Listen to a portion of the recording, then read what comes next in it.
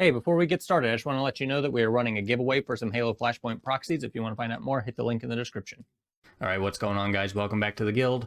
So today we're obviously in a different situation. We're doing a skeleton review, overview, recap, kind of a thing.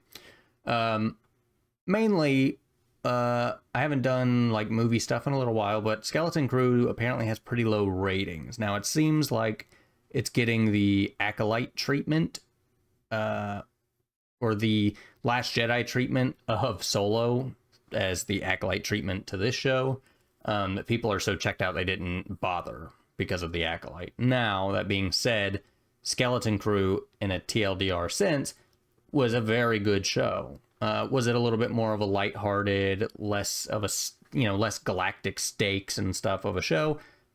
Absolutely. But it was a Star Wars themed pirate adventure, with a crew of kids going on an adventure. And if you played in the woods as a kid, especially, you're going to resonate with a lot of this stuff. And it's just a good, fun watch.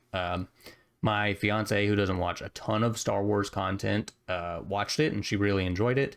So maybe even if you're not a huge Star Wars fan, it's worth a watch. I doubt you're watching this video if you're not a Star Wars fan, but all of it was really good. I went into it with zero expectations. Like, I was just like, okay, yeah, cool. It's a show. It's coming out on this day. I'll watch it. Great. I'm a big Star Wars person. So after watching the first 2 episodes, I was like, okay, they've set up kind of a mystery with this treasure planet and the characters, it being a crew of kid actors. You obviously know there's a bit of a worry there, but they're pretty good. Wim, I think, might be the weakest, but he's also seems to be the youngest, so he's kind of the most like kiddish. But some of his stuff's a little overdone, but like the kid crew as a whole was perfectly fine. It's not like a pain to watch and deal with like their acting. They all did a pretty good job. KB had some really good scenes. Fern had some similar scenes, but I think KB's acting was a little bit better. The dialogue, everything, nothing sounded super out of place, so the writing was pretty good. It looked fantastic. There's a lot of really cool shots, so like the cinematography was really interesting.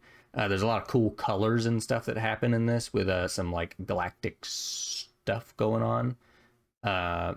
We get some new like owl species thing, so it's just cool. If you like the Star Wars, you like the Star Wars like broadness, right? This just expands upon that. And the actual premise of the show, I think, was interesting enough, in the way that they kind of, step by step unveiled what this mystery was and kind of what it was as a whole. It was interesting. Jude Law's character, Jod, they toy with the fact that he goes by these other names.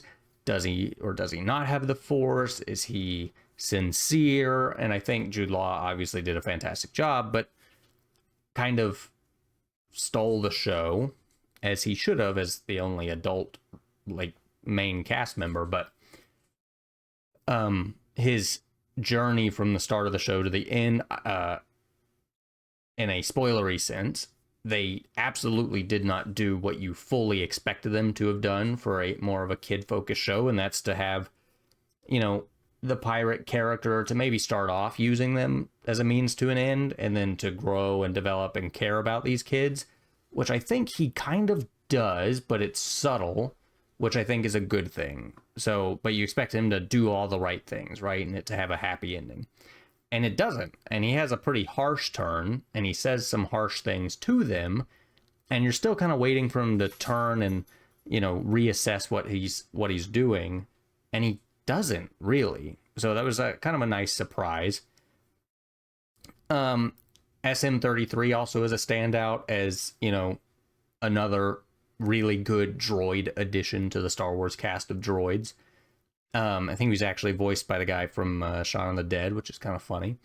But the like pirate theming and him talking like a pirate and the pirate code and build rats and all this stuff, it's just good fun. And it actually worked really well for like Star Wars. It obviously has that dirty, grimy swashbuckler feel to it already. So having like straight pirate themed things was very cool. Especially like with the pirate crew. Brutus, the kind of werewolf looking dude, also was very cool. It looked very practical, but that's fine. I think it looked good because of that. And you know, he kind of had a cool vibe to him, but I guess that's the end of that story.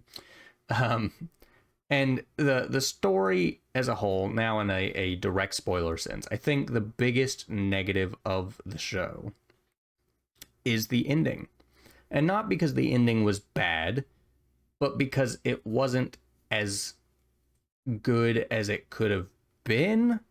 And it also feels like they forgot like two scenes. It's like where the show ends and the credits roll, there were supposed to be like two more shots afterwards, like of Jod walking on to like a transport in cuffs or something. And then I kind of wanted a little bit more resolution with the kids and the families, because they kind of make it a point to talk about and show that, you know, these aren't the most popular kids and they, you know, don't have a ton of friends. So to have an ending with like all of them in the same house, like all these families have now come together, would have been kind of nice. But more specifically, having a scene with Wim and his dad after the whole event has ended that kind of fully united them. Because even once they get home, Wim's dad is still like a stick in the mud square, right? And then the kids are like, no, we know what's going on, you just got to trust us. And he goes along with it. And then they jump over the ravine. You see he's kind of loosening up, like, oh my gosh, like this is kind of crazy, right? Like his younger side's coming back out or whatever. And then the whole, like, you know, you're talking to a level 7 or whatever systems coordinator, get the bike, like he's kind of in it at that point. But you didn't have a moment afterwards with him and Wim where they like a vulnerable moment, I guess. It would have been nice to have. But the show just kind of ended. It was very weird. I really enjoyed the whole episode, the whole finale.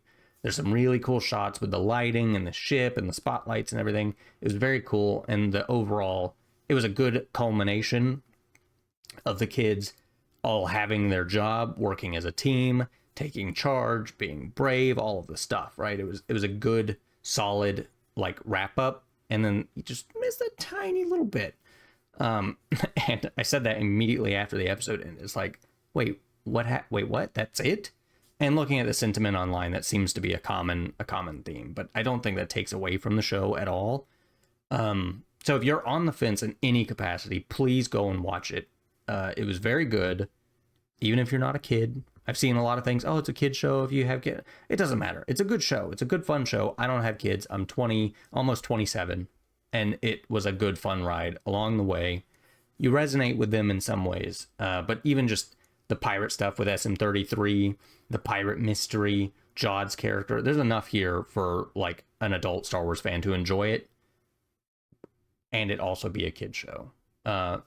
So I just wanted to get this out there, get more positivity and stuff out there about this show, because I think it deserves it, and I want to see more of it. I don't know what a second season would entail, but if they have a plan and they're waiting to see kind of where the audience falls, it's going to be a shame if it doesn't get a second season, because people didn't give it a shot because of the kind of disaster that was the Acolyte. All right. That's going to do it for this one. I know this isn't tabletop related or anything, but given that the show just finished, I really wanted to get this out there. All right. So I appreciate you guys for sitting through this. If you want more of this stuff, let me know down below, because I kind of enjoy doing this kind of stuff, and I watch movies and stuff, and I like being critical and looking at things in that way. So if you want to know more, let me know. I'll probably do, when Andor comes out, like, you know, breakdowns kind of like I did for the previous stuff, just because I'm a big Star Wars person. So I'm going to stop rambling. I will talk to you guys in the next one. All right. Bye, guys.